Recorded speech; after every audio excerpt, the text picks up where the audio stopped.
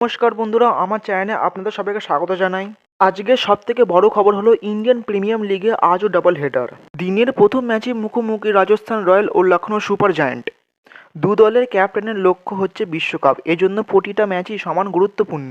Lucknow super জায়ান্টের অধিনায়ক হলেন লোকেশ রাহুল। গত আইপিএলে গুরুতর চোট পেয়েছিলেন রাহুল। এরপর দীর্ঘ সময় ক্রিকেটের বাইরে ছিলেন। এশিয়া কাপে ভারতীয় দলে ফেরেন, বিশ্বকাপেও খেলেছেন, সবই ঠিক চলছিল। ঘরের মাঠে ভারত ইংল্যান্ড সিরিজে ফের চোট।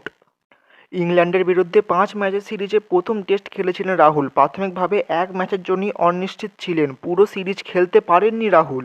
আইপিএলে ফিরছেন, কতটা ফিট তা ম্যাচে নামলেই বোঝা যাবে। টি-20 ফরম্যাটে জাতীয় দলে তার জায়গা পাকা নয়। জুনে টি-20 বিশ্বকাপ লোকেশ রাহুল সুযোগ পাবেনই নিশ্চয়তা নেই। আইপিএলে ধারাবাহিক ভালো পারফর্ম করতে পারলে নির্বাচকরা বাধ্য হবেন ভাবতে।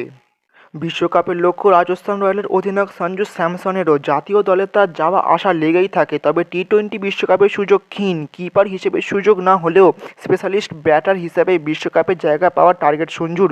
কতটা রান করলে সুযোগ পেতে পারেন বলা কঠিন। আইপিএলের গত সংস্করণে দুর্দান্ত পারফর্ম করেছিলেন যশস্বী। এরপর জাতীয় দলের সুযোগ, দেশের হয়ে ধারাবাহিক ভালো পারফর্ম করেছেন।